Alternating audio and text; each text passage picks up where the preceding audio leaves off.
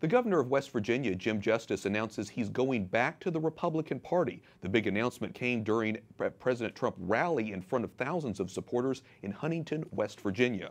To break down the political news of the week, we welcome in Philip Wegmann, commentary writer for the Washington Examiner.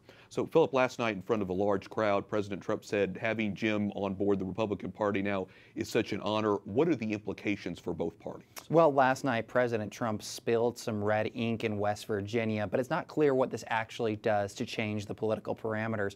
Remember, Governor Justice, he's identifying as a Republican now, but before he identified also as an independent, and he only switched to become a Democrat to run for governor in 2015. The really interesting question I see here is if this puts any pressure on Senator Joe Manchin, the Democrat moderate in that state, as he moves into the 2018 midterm elections. Earlier in our report, Jason Calvi explained, I want to switch gears now to the Russia probe. It's still a serious issue for Washington. Do you think President Trump and his administration is taking the Russian probe seriously enough? Are they doing what they need to? Well, they certainly need to be taking it seriously. It's on headline news every single day. The president says that he wants to cooperate with this investigation, and the best way for him to do that is to get serious about Russia, like the Congress did with the president's signature not long ago when they passed those sessions. The one thing that the White House does need to do is they need to get on the same page with Congress.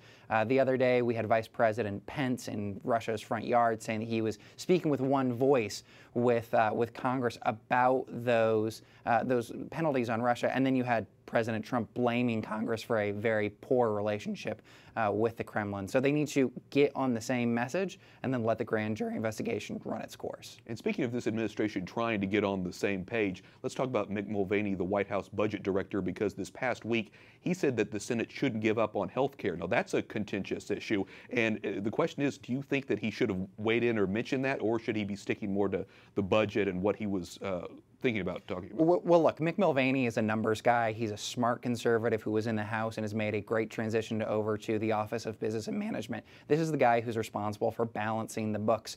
And we've heard that healthcare is anemic. We've heard that it's on life support. We've even heard that it's dead. But the fact that Mick Mulvaney is saying that the Senate shouldn't remove their gaze from that issue shows that the White House is still very concerned about this. Remember, this is one of President Trump's big 3 campaign promises. So I think that there's more work to be done here. And this is an indication that Trump isn't ready to let this one go. Yeah, and obviously healthcare is going to be something they're going to continue to talk about for months. Philip Wegmann, commentary writer for the Washington Examiner. Thanks so much. Thanks for having me.